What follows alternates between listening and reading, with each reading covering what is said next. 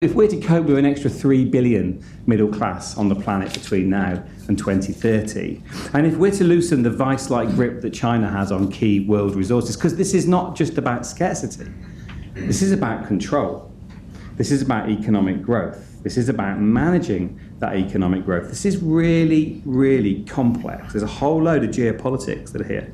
And if we're to reskill a population which arguably has forgotten what it's good at, and if we're to stand a chance of making things again in the UK, we need that back. We really need that back. Then we have to look at a circular economy. It's got to be cool. It makes any other approach to resource use seem irrelevant. That whole old model of take, make, use, dispose, that worked in 1930s. And that worked for a long, long time. The world's changed, the demands are different, and that model is not appropriate anymore. So we have to change what we do.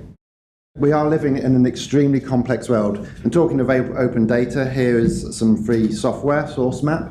Everybody can go on, use it for free. They can map their supply chains. Somebody did for a laptop, and they just started mapping it, and you can see the flows going from around the world, back again. You'll produce it in one country, send it to Europe, send it back to China again, and it would be hugely complicated to map that. But somebody's tried to do it here, but I would suggest that's only for a small number of the components, an extremely small number. Everybody recognised there are a number of mines around the world that held the stranglehold on supply of particular raw materials. But if the pinch point in a supply chain appears later on, then it doesn't matter if your material is freely available. If the pinch point's later on, then you really struggle. We thought we had it covered. We had 3 or 4 different mines supplying us with the key raw material. What they didn't realise is all 4 of those mines sent the material to the same processing plant. There was a fire in the processing plant.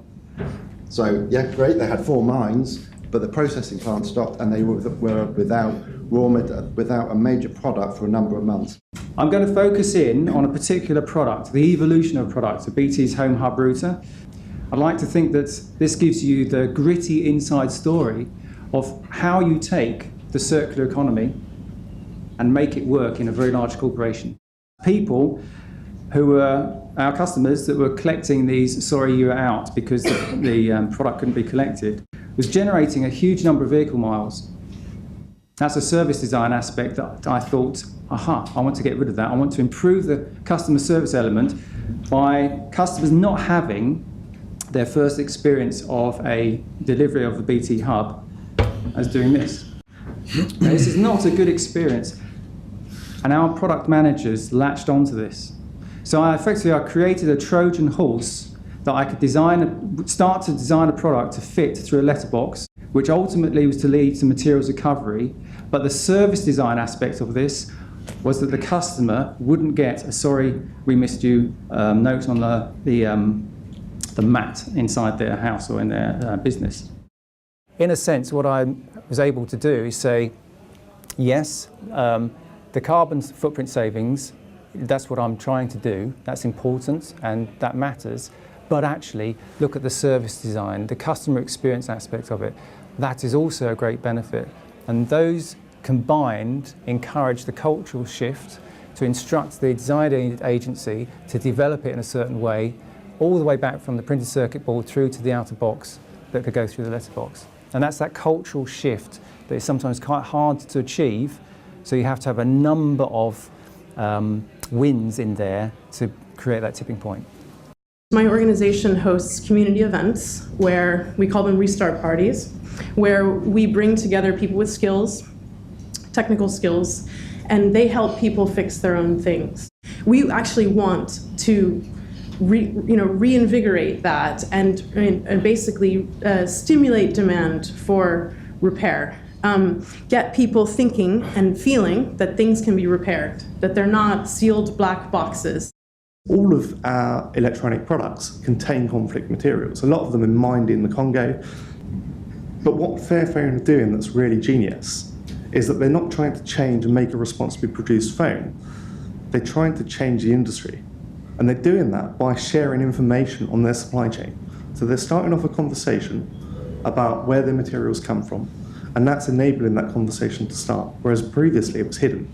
because manufacturers just didn't want to talk about it. They was embarrassed by the fact of where the materials were coming from. And this openness from Fairphone has actually enabled, or the sharing of their information and information on their supply chain has enabled us to source better materials.